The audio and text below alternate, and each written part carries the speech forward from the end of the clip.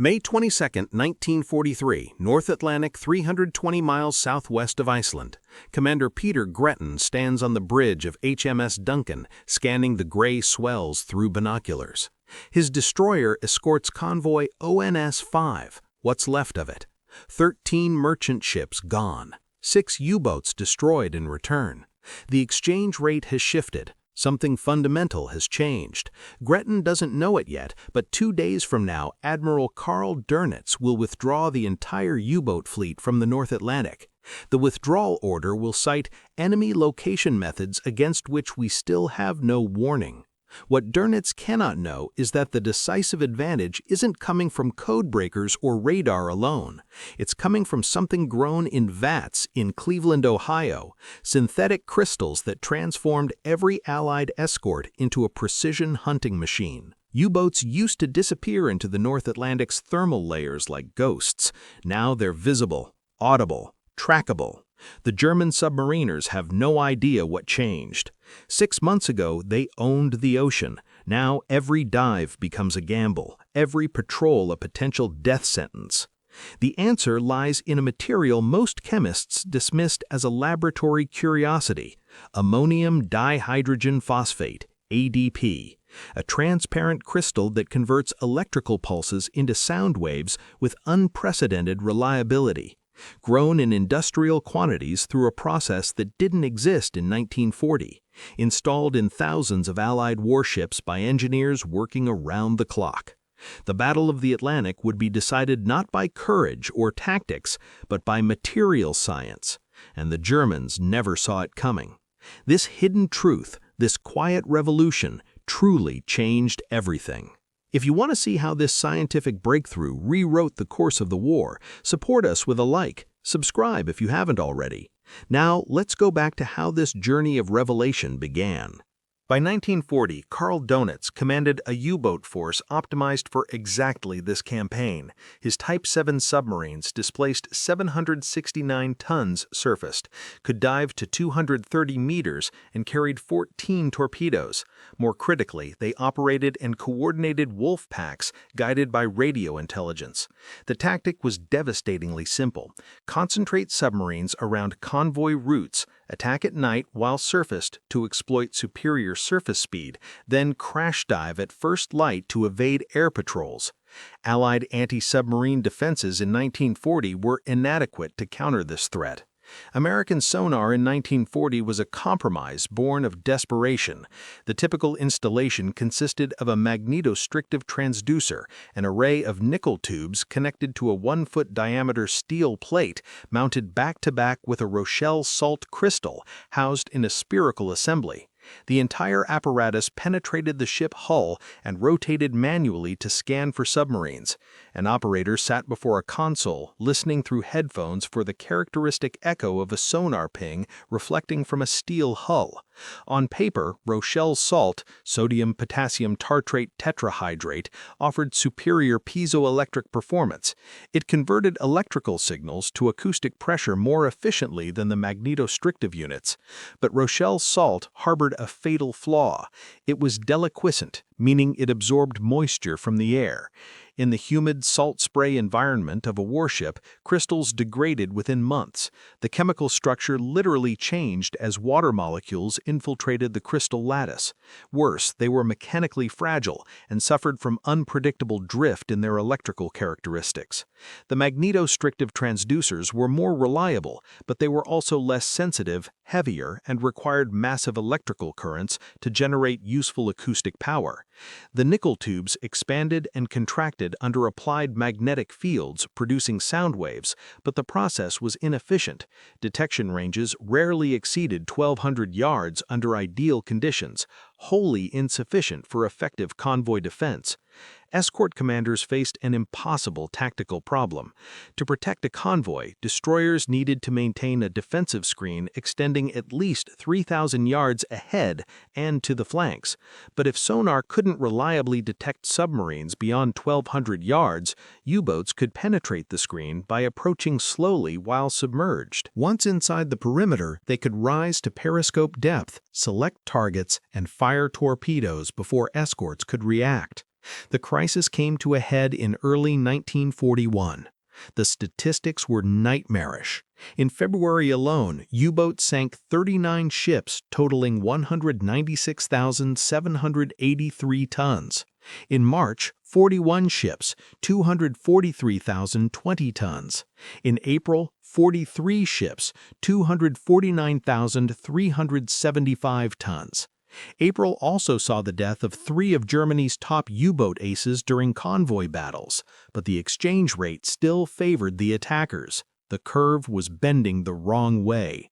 Frank Massa, a 35-year-old MIT-trained engineer working at RCA Victor, had been developing electroacoustic transducers for the motion picture industry. His work on the ribbon microphone, including the iconic design used by NBC, had established him as a leading expert in converting sound waves to electrical signals and back again. In 1939, a colleague from the Navy asked if he could modify a microphone design for underwater use. The requirements seemed simple: create a hydrophone sensitive enough to detect torpedoes before they struck. Massa created a specialized transducer optimized for underwater acoustics. The Navy tested it aboard a destroyer escort. It worked better than anything currently in service. By 1942, the Brush Development Company in Cleveland, Ohio, had recruited Massa as director of acoustical research. Brush had begun as a piezoelectric research firm in 1930, specializing in phonograph pickups and speakers. Now the company was pivoting to military applications. Massa's mandate was clear: solve the transducer crisis. The U-boat kill rate was climbing. Allied merchant tonnage was hemorrhaging. If sonar reliability couldn't be drastically improved, the sea lanes to Britain might close entirely. Massa's team, working in coordination with the National Defense Research Committee's Underwater Sound Program, conducted exhaustive testing of existing Rochelle Salt systems. The results confirmed what operators already knew: the crystals were unreliable. Some units failed within weeks of installation, particularly after exposure to heavy seas. Others drifted so badly they became unusable. Operators would calibrate a transducer one day, only to find its sensitivity had changed 15% by the next morning. In the harsh conditions of the North Atlantic, where temperature swings, humidity, and mechanical shock from depth charge detonations were constant, Rochelle Salt was simply inadequate. Rear Admiral Harold G. Bowen, chief of the Bureau of Ships, summarized the problem in a classified memo dated January 1942. Current transducer reliability is unacceptable for sustained anti-submarine operations. Material failures are limiting operational effectiveness more than any tactical consideration. The search began for an alternative material, something with Rochelle Salt's piezoelectric performance but without its fatal instabilities. Throughout 1941 and into early 1942, the inadequacy of American sonar became increasingly obvious across multiple theaters. In the Atlantic, escort commanders reported frustration with their detection equipment. The QC-type sonars, which relied on Rochelle Salt crystals, gave inconsistent results. Commander Donald McIntyre, aboard HMS Hesperus, documented the problem in his patrol log. Sonar contact established at 1,600 yards. 15 minutes later, same target now undetectable beyond 900 yards. No environmental change to explain variance. One week a transducer would detect a submarine at 2,000 yards. The next week, after humidity exposure during a North Atlantic gale, the same unit's range dropped to 800 yards. Operators couldn't trust their instruments. More dangerously, they couldn't trust their negative readings. Was the ocean ahead truly clear of submarines, or had the equipment degraded below useful sensitivity? Convoy SC-42, attacked in September 1941, illustrated the consequences. 16 merchant ships were sunk over 4 days. Escort destroyers maintained sonar watch, but crystal degradation meant multiple U-boats penetrated undetected. Post-battle analysis revealed that at least 3 escort vessels had experienced complete sonar failure during the engagement, their Rochelle Salt crystals rendered useless by salt spray and temperature fluctuations. In the the Pacific, similar problems plagued fleet operations.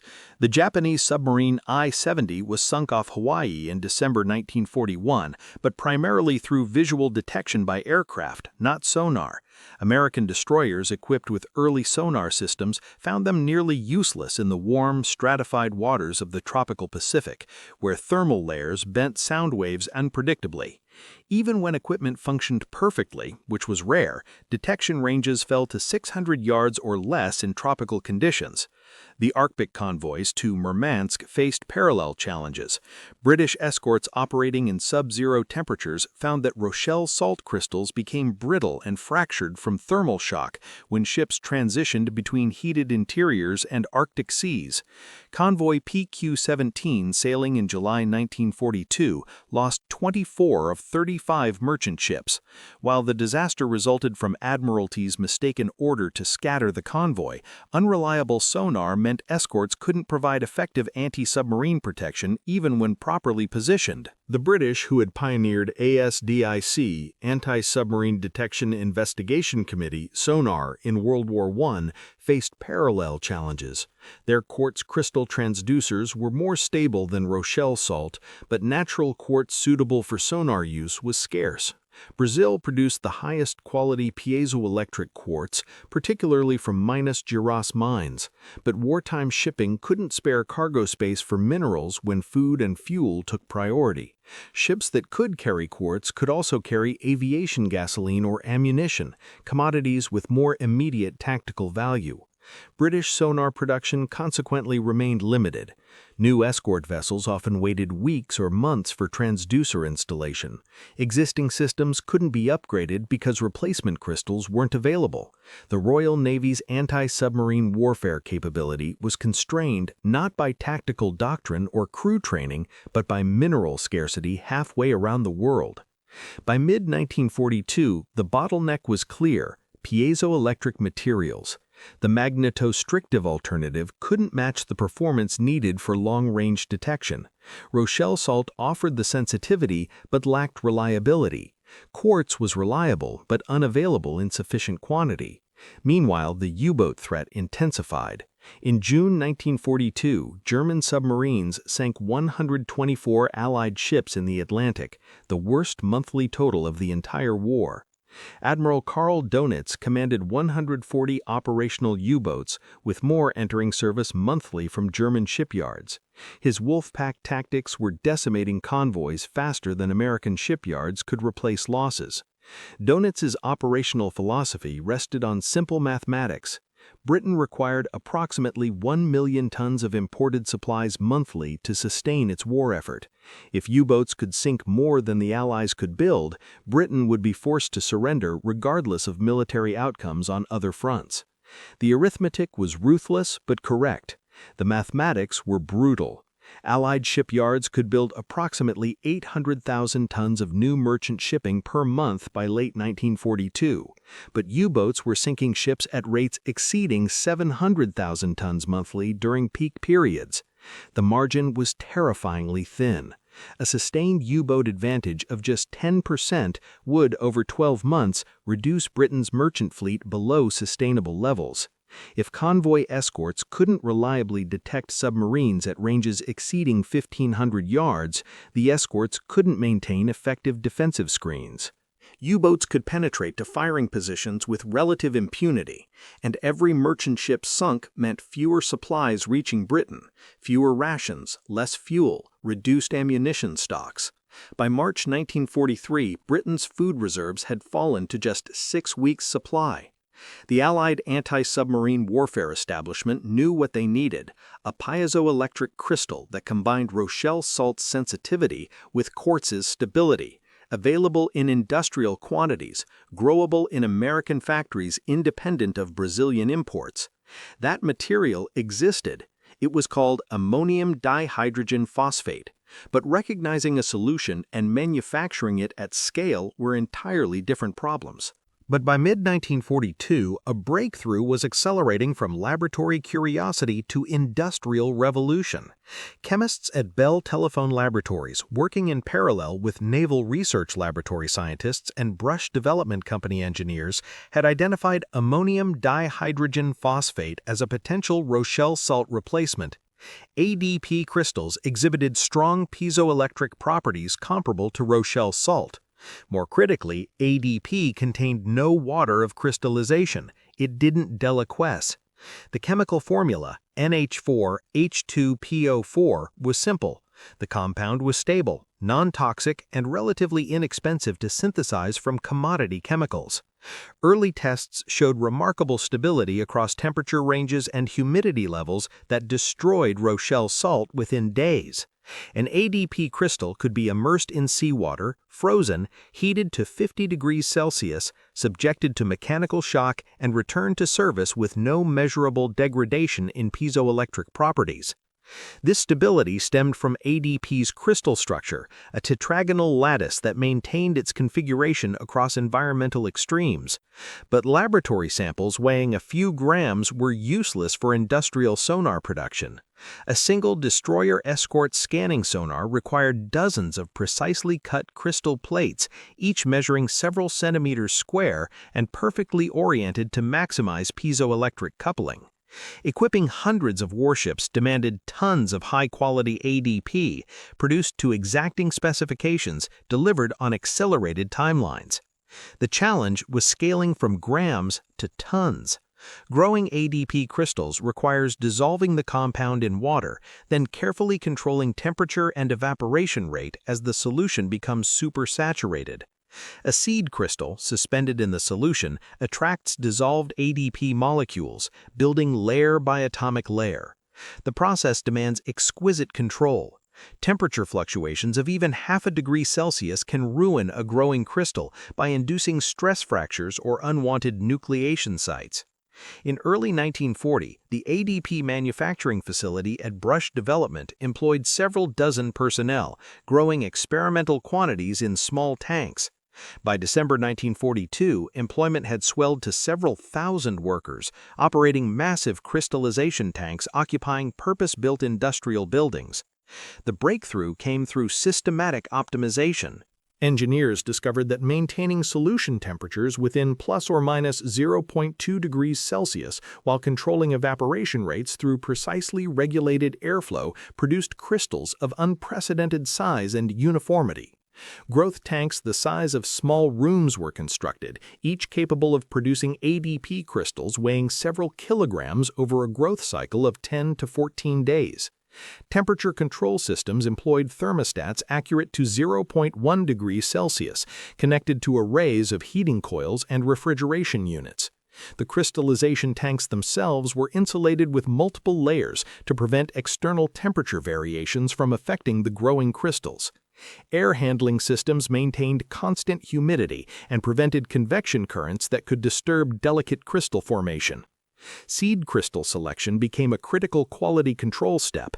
Engineers discovered that crystals grown from certain orientations produced superior piezoelectric plates when cut for transducer applications. A systematic program identified optimal seed orientations, and these were replicated across all production tanks to ensure consistency.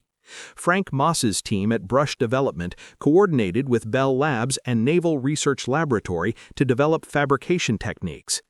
ADP crystals, once grown, could be sliced into thin plates using precision saws originally developed for cutting optical glass.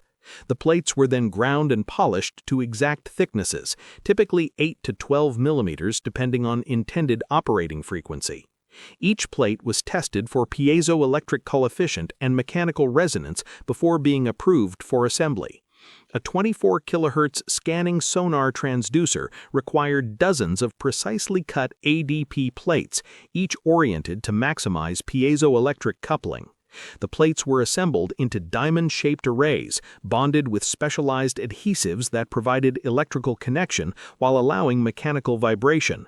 The entire assembly was then sealed in a waterproof housing, vacuum-filled with castor oil to couple acoustic energy efficiently to the water, and sealed with rubber boots to protect against seawater intrusion.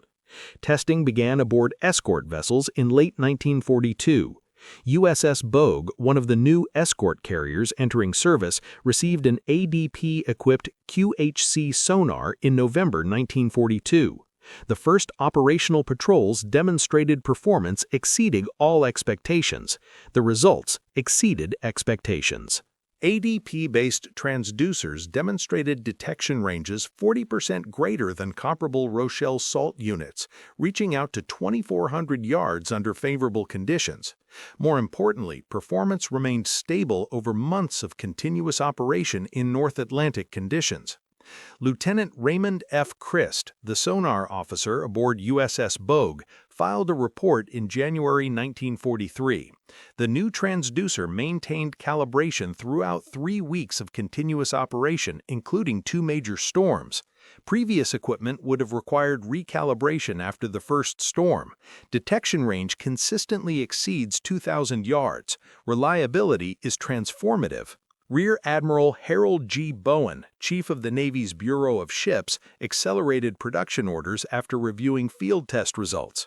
The target: equip every destroyer escort, destroyer, and frigate in the Atlantic Fleet with ADP-based sonar before the 1943 convoy season. Contracts were issued to multiple manufacturers to ensure production capacity could meet demand. Within 9 months, Rochelle Salt was obsolete. Production facilities that had struggled to maintain marginal quality with Rochelle Salt now churned out ADP crystals by the ton.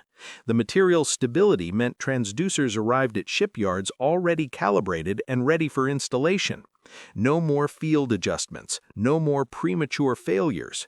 Maintenance crews reported that ADP transducers installed in January remained in specification 6 months later, unheard of reliability for piezoelectric sonar equipment. The Navy's standard scanning sonar transducer by late 1943 operated at 24 kHz using diamond-shaped arrays of identical rectangular ADP crystal plates arranged in staggered rows.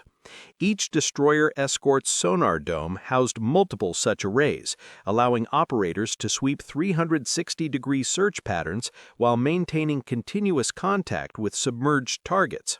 The acoustic performance was extraordinary. At 24 kHz, the wavelength in seawater was approximately 6 centimeters. The large aperture created by the ADP crystal arrays, typically 60 to 80 centimeters in diameter, provided narrow beam widths of 10 to 15 degrees. This directional sensitivity allowed operators to determine target bearing with unprecedented precision. A skilled operator could track a maneuvering submarine, estimate its course and speed, and direct escort vessels to optimal attack positions. Lieutenant Commander Donald McIntyre, commanding HMS Hesperus, later wrote about the transformation. Our new sonar could hold a submarine at 2,000 yards while maneuvering at 20 knots. The old Rochelle Salt sets couldn't manage that in calm seas at 10 knots. The difference was night and day. By March 1943, production had reached many tons of ADP crystal monthly, enough to manufacture tens of thousands of transducers. The Allied escort fleet was being systematically upgraded, ship by ship, patrol by patrol. Every destroyer escort emerging from American shipyards carried ADP-based sonar as standard equipment. Older vessels in British service received priority retrofits during maintenance periods. The Germans noticed results but couldn't identify causes.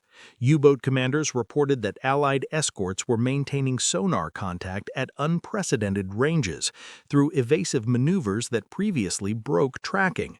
Attacks that should have succeeded after a crash dive now resulted in depth charge barrages with uncanny accuracy. The Allied detection advantage seemed to improve monthly, but German naval intelligence attributed this to better trained operators or improved tactics.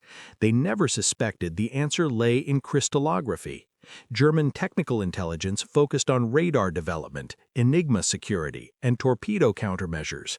The possibility that Allied sonar superiority stemmed from industrial materials science, that American factories were growing superior piezoelectric crystals at industrial scale, never appeared in German assessments. The design philosophy behind the ADP crystal program revealed a fundamental truth about American industrial warfare. When facing a materials bottleneck, manufacture the materials. The specifications issued by the Navy Bureau of Ships in early 1941 seemed straightforward on paper. Develop a piezoelectric material superior to Rochelle Salt, producible in the United States without reliance on imported natural crystals, stable across temperature ranges from -20 degrees Celsius to +50 degrees Celsius, mechanically robust enough to survive depth-charge detonations, and available in sufficient quantity to equip hundreds of warships within 24 months. Each requirement carried strategic implications. Temperature stability ensured Arctic convoy escorts and Pacific theater vessels could use identical equipment. Mechanical robustness meant transducers could survive the violent shocks of depth-charge warfare without recalibration. Domestic production eliminated dependency on uncertain supply chains crossing U-boat-infested Atlantic routes. And the quantity requirement, hundreds of ships, demanded industrial-scale manufacturing from day one. Traditional approaches would have focused on finding better natural crystals, searching for domestic quartz deposits, perhaps developing new cutting techniques to maximize yield from available material.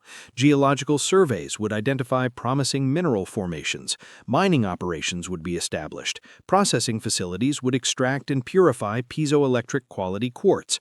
The timeline for such an approach? 5 to 7 years minimum. But American industrial engineers took a different approach. If natural crystals were insufficient, grow artificial ones. If the chemistry was understood, the engineering could be developed. Time was measured in months, not years.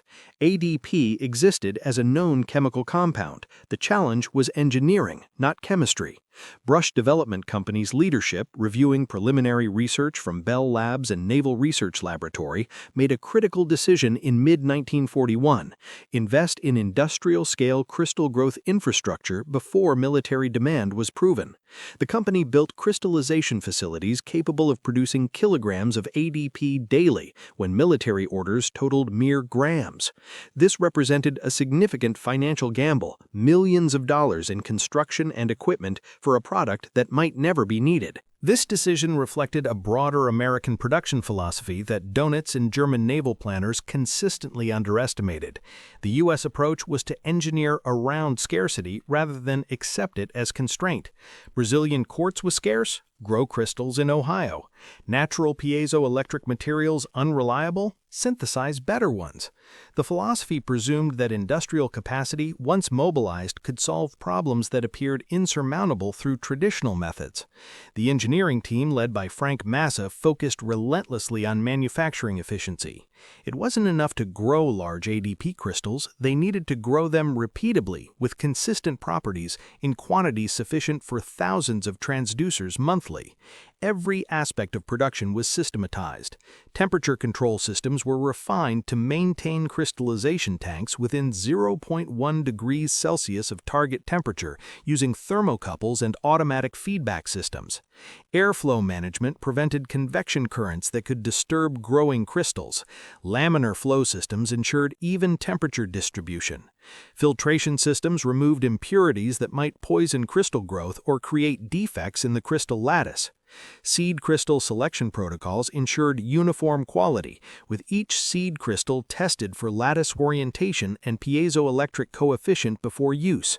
Solution chemistry was optimized through thousands of experiments. The supersaturation level, the degree to which the solution contained more dissolved ADP than equilibrium conditions would allow, determined crystal growth rate. Too low and growth was impractically slow. Too high and uncontrolled nucleation created countless small crystals rather than the large uniform specimens needed for transducers. The optimal supersaturation window was narrow, requiring precise control of solution concentration, temperature, and evaporation rate. By mid-1943, brush development had perfected the process to remarkable efficiency. Crystal growth time was reduced from weeks to days through optimized supersaturation profiles and improved temperature control. Cutting and polishing techniques maximized usable material from each grown crystal. Yield rates approached 75%, meaning 3/4 of each grown crystal could be fabricated into transducer plates meeting specifications. Quality control rejected less than 5% of produced crystals, a remarkable yield for a newly industrialized process. The ADP crystals themselves possessed nearly ideal characteristics for sonar application. Their piezoelectric coefficient, the ratio of mechanical strain to applied electric field, was high, generating strong acoustic pressure from modest electrical voltages. Their mechanical Q factor was low enough to provide broad-band response while maintaining acceptable sensitivity, allowing transducers to operate across a range of frequencies without major performance degradation. Most critically, their zero aging characteristics meant transducers maintained calibration indefinitely. A sonar unit installed in January 1943 performed identically in December 1944. This stability eliminated the logistical nightmare of field recalibration. Rochelle Salt transducers required periodic adjustment as crystals aged and environmental exposure degraded performance. Escort vessels returning to port often needed 2 to 3 days of sonar recalibration work before they could return to patrol. ADP transducers were install and forget. Maintenance crews could focus on mechanical components and electronics, confident the piezoelectric elements would continue functioning without intervention. The decision to mass-produce ADP also demonstrated American confidence in collaborative research. Bell Labs contributed fundamental material science, understanding ADP's crystal structure, piezoelectric properties, and growth mechanisms. Naval Research Laboratory provided applications expertise and testing facilities, determining optimal transducer configurations for different sonar requirements. Brush development scaled manufacturing, translating laboratory procedures into industrial processes. No single institution could have solved the problem alone. The joint program, coordinated by the National Defense Research Committee, leveraged complementary strengths. Over 150 different transducer designs were developed during the war using ADP. Acoustic mine hydrophones required flat frequency response down to 5 Hz, allowing them to detect the low-frequency sounds of ship engines and propellers. These units needed to withstand mechanical shock from being airdropped from 10,000 feet and water entry impact, plus survive nearby mine explosions without damage. ADP's mechanical robustness made such applications practical. Acoustic homing torpedoes required directional hydrophones mounted in the torpedo nose, 2 pairs arranged horizontally and vertically. The different signals between paired hydrophones steered the torpedo toward its target. ADP's uniformity meant matched pairs could be fabricated with identical acoustic properties, ensuring balanced steering response. Passive long-range submarine sonar systems used arrays of ADP crystal assemblies mounted in steel tubes, vacuum-filled with castor oil for acoustic coupling. These systems detected surface ships and submarines at very long ranges by listening for machinery noise, propeller cavitation, and other acoustic signatures. The array's directional sensitivity allowed submarines to determine target bearing with sufficient accuracy for torpedo solutions without active sonar emissions that would reveal the submarine's position. Active scanning sonar for surface escorts remained the highest volume application. By 1944, every destroyer escort, destroyer, frigate, and escort carrier in the Allied fleet carried ADP-based sonar as standard equipment. The cumulative production numbered tens of thousands of transducers, a manufacturing achievement unprecedented in the history of electroacoustics. The production philosophy was elegantly simple: solve the materials bottleneck once, then manufacture everything downstream from that solution. Once ADP crystal growth reached industrial scale, transducer production became limited only by fabrication capacity and electronic component availability, both easier to scale than exotic piezoelectric materials. The consequences of Allied sonar superiority became apparent in the spring of 1943 when the Battle of the Atlantic reached its crisis. March 1943 saw the largest convoy battles of the war. Convoys HX-229 and SC-122, sailing days apart but converging on similar tracks, attracted massive U-boat concentrations. 40 U-boats pursued the combined convoys, sinking 21 merchant ships totaling nearly 141,000 tons. German propagandists hailed it as the greatest convoy battle of all time. But the exchange rate was shifting. 6 U-boats were destroyed during the battle, a loss rate Donitz couldn't sustain. More ominously, Allied escorts maintained sonar contact through evasive maneuvers that previously would have broken tracking. Convoy ONS-5 in late April demonstrated the transformation. 30 U-boats attacked 43 merchant ships escorted by 16 warships.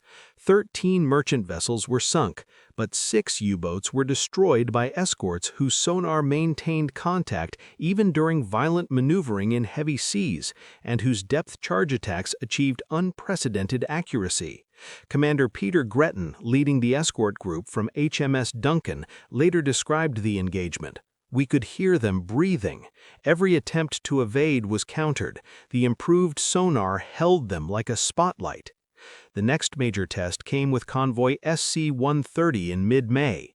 5 U-boats attacked. All 5 were sunk. Not a single merchant ship was lost. The message was unmistakable. The tactical balance had reversed. U-boat commanders reported the change in increasingly desperate radio transmissions. Their standard evasion tactics, crash diving to thermal layers, running silent on batteries, employing decoys, no longer broke Allied sonar contact. Escorts maintained tracking through depth variations that should have masked submarines entirely. The human cost of this technological shift fell heavily on both sides. When HMS Hesperus sank U-186 on May 12, 1943, all 48 crew perished in the North Atlantic's frigid waters. U-954, sunk by HMS Jed on May 19, took 45 men to the bottom, including Donitz's son, Peter, an engineering officer. U-273, destroyed by HMS Swale on May 19, lost all 46 crew. For the Allies, improved sonar meant depth charge attacks could be prosecuted with precision previously impossible. Escorts could track submerged U-boats continuously, positioning themselves for optimal attack geometry. The Hedgehog forward-throwing mortar, when coupled with accurate sonar tracking, became devastatingly effective. Its pattern of 24 contact-fused projectiles bracketed submarines with lethal precision. By mid-May, the tactical situation had become untenable for U-boats. On May 22, U-441 surfaced in mid-Atlantic to report enemy air and surface forces everywhere, escorts equipped with location device operating at unprecedented ranges, attacks impossible. Donitz faced an impossible dilemma. His operational U-boat strength peaked at 240 boats in May 1943, with 118 at sea simultaneously, the largest submarine force ever deployed. But losses were catastrophic. In the first 23 days of May, 34 U-boats were destroyed in the Atlantic. On May 24, Donitz transmitted the withdrawal order. "Our losses have reached an intolerable level. The enemy air force played a decisive role in inflicting these high losses." He later admitted in his memoirs, "We had lost the Battle of the Atlantic." The withdrawal was ostensibly temporary, to avoid unnecessary losses in a period when our weapons are shown to be at a disadvantage. But U-boats never regained the initiative. Subsequent attempts to resume Atlantic operations in autumn 1943 encountered the same improved Allied detection capabilities, resulting in losses that exceeded any possible strategic gain. German naval intelligence struggled to explain the Allied advantage. Reports noted improved radar, more aircraft, better tactics, possible Enigma compromises, but they never identified the fundamental shift. Allied escorts could now hear through the ocean with unprecedented clarity, tracking submarines that should have vanished into the deep. The ADP-equipped sonar wasn't the only factor. Ultra-intelligence, HFDF direction finding, improved tactics, escort carriers, and very long-range patrol aircraft all contributed. But the reliable, long-range acoustic detection provided by ADP transducers formed the foundation. Without it, even knowing where U-boats were operating couldn't guarantee interception. With it, every convoy possessed escorts capable of prosecuting attacks with devastating effectiveness. ADP crystal production and distribution. Manufacturing employment grew from dozens in early 1940 to several thousand workers by late 1942. Many tons of ADP crystal produced monthly by March 1943, sufficient for tens of thousands of transducers.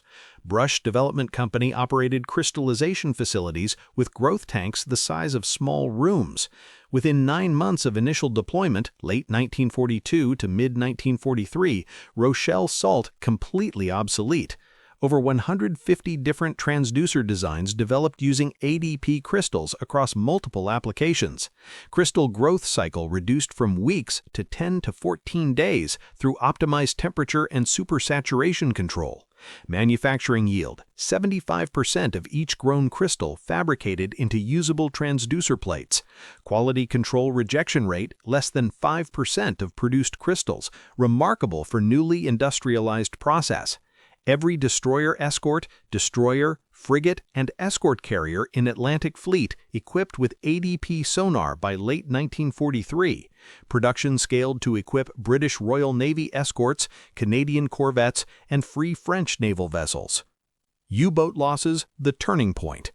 May 1943, 41 U-boats destroyed in Atlantic, nearly 25% of operational U-boat strength. March 1943, 15 U-boats lost during convoy battles HX-229/SC-122. April 1943, 15 U-boats destroyed, trend accelerating toward crisis. June 1942, 124 Allied merchant ships sunk, worst single month of the entire war. May 1943 marked permanent reversal. U-boat losses exceeded replacement rate for the first time. Total Allied merchant shipping losses 1939 to 1945, 2,603 ships totaling 13.5 million gross tons. Peak U-boat operational strength: 240 boats in May 1943, with 118 simultaneously at sea. Total U-boats lost in the war: 785 destroyed from 863 that executed operational war patrols, 91% loss rate. U-boat crew casualties: approximately 28,000 killed from 40,900 who served, a 68% casualty rate. British Merchant Navy deaths: over 30,000 merchant seamen killed, 1/5 of pre-war strength. Sonar performance improvements. ADP transducers demonstrated 40% greater detection range than Rochelle Salt equivalents under identical conditions. Operational detection ranges: 2,000 to 2,400 yards maintained while maneuvering at 20 knots in heavy seas. Standard Allied scanning sonar by war's end: 24 kHz using diamond pattern ADP crystal arrays. Beam width: 10 to 15 degrees, narrow directional sensitivity for precise target bearing. Temperature stability: -20 degrees Celsius to +50 degrees Celsius with no performance degradation. Zero aging characteristics: transducers maintained factory calibration indefinitely without field adjustment. Reliability transformation: from 30 to 40% premature Rochelle Salt failure to less than 5% ADP rejection during manufacturing. Mechanical robustness: ADP transducers survived depth charge shock, water entry impact from 10,000-foot drops, mine applications. Acoustic coupling efficiency enabled passive detection of submarines at extended ranges previously impossible. On May 24, 1943, when Dönitz ordered his U-boats to withdraw from the North Atlantic, he unknowingly conceded defeat to an enemy weapon he couldn't identify. His radio message cited enemy location methods against which we still have no warning. Radar, he assumed, better trained escort crews, more aircraft coordinated through improved communications, perhaps compromised codes allowing convoys to be routed around wolfpack concentrations. He never suspected laboratory-grown crystals manufactured in Cleveland, Ohio. The ADP program established principles that would define American technological warfare for the remainder of the 20th century, identify the critical bottleneck, engineer around it through material science, and manufacture at industrial scale regardless of conventional limitations. This approach, solving fundamental materials limitations through synthetic chemistry and process engineering, reappeared throughout the war with remarkable consistency. Manhattan Project scientists produced plutonium-239 that didn't exist in measurable quantities in nature, breeding it in nuclear reactors specifically designed for that purpose. Synthetic rubber production replaced Southeast Asian natural rubber after Japanese conquests cut Allied access to 90% of global supply. American factories produced 820,000 tons of synthetic rubber in 1944, more than pre-war global natural rubber production. Penicillin manufacturing scaled from Alexander Fleming's Petri dishes to 650 billion unit monthly production by 1945 through deep tank fermentation technology. Each case followed the same pattern. Critical shortage threatens war effort, conventional sources inadequate or unavailable, American industrial chemistry engineers a synthetic replacement, production scales to meet demand within 18 to 24 months. The philosophy presumed that industrial capacity, properly mobilized, could manufacture solutions to problems that appeared insurmountable through traditional resource allocation. But ADP's influence extended far beyond World War II. The techniques developed for growing large, uniform piezoelectric crystals became foundational to post-war electronics industries. Modern quartz oscillators, the timing elements in every computer, smartphone, GPS receiver, and digital watch, descended directly from wartime crystal growth technology perfected at Brush Development and Bell Labs. The precision temperature control systems, seed crystal selection protocols, and quality assurance methods developed for ADP production translated seamlessly to quartz crystal manufacturing in the 1950s and 1960s. The collaborative research model pioneered by the National Defense Research Committee, government laboratories providing fundamental research, private industry scaling manufacturing, academic institutions contributing specialized expertise, military services defining requirements and testing prototypes, became the template for Cold War science. This model produced the transistor at Bell Labs, 1947, integrated circuits at Texas Instruments, 1958, and eventually the microprocessor at Intel, 1971. Each breakthrough emerged from collaborative programs that consciously replicated the wartime research structure.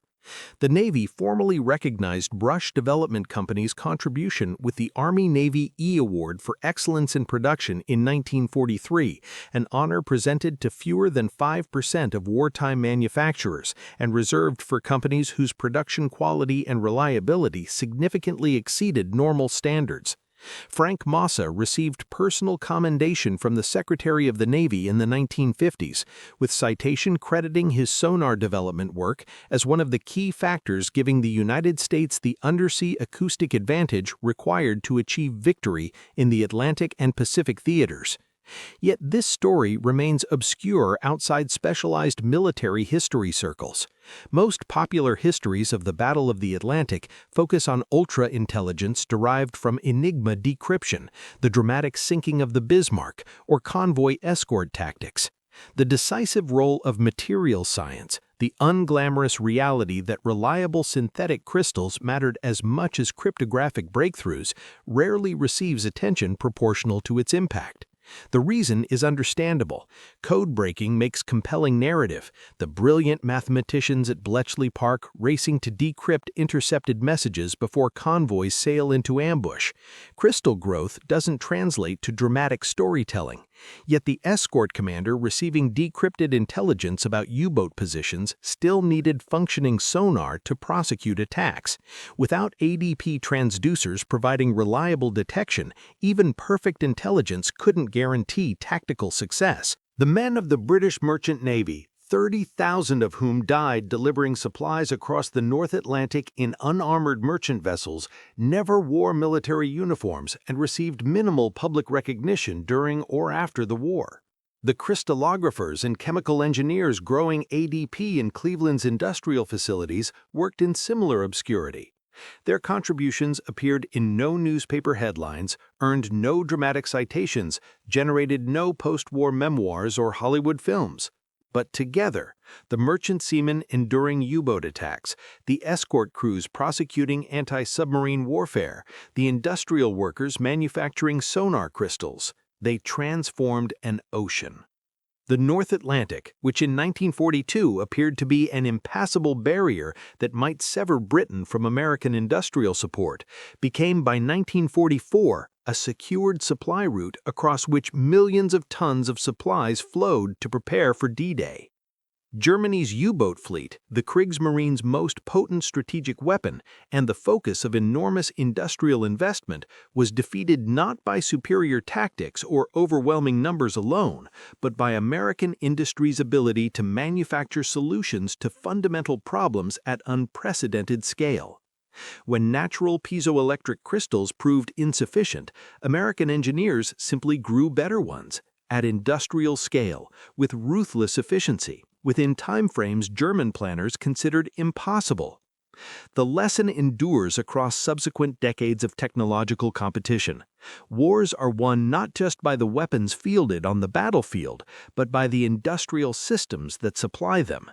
The side that can identify critical shortages early, engineer around them through technological innovation, and scale solutions to mass production gains advantages that remain invisible to enemies until defeat becomes undeniable. The technologically superior force doesn't always win, but the force with superior ability to solve materials bottlenecks through industrial chemistry typically does.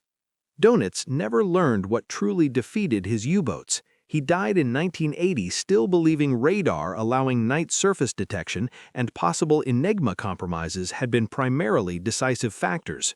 Post-war German naval analyses focused on tactical lessons and strategic resource allocation, rarely mentioning Allied sonar capabilities in detail. The truth was simultaneously simpler and stranger than German intelligence imagined, a transparent crystal grown in Ohio factory vats through precisely controlled chemical processes that could hear through steel hulls and seawater, that never aged or degraded in service, that equipped thousands of Allied escorts with acoustic ears sensitive enough to detect a submarine's slightest movement at ranges exceeding a mile. The silent hunters of the Atlantic learned too late that silence offers no protection against opponents who can hear everything, and the weapon that defeated them was never forged in fire. It was grown in a laboratory, one molecule at a time, by engineers who understood that the greatest military advantages sometimes emerge not from larger guns or faster ships,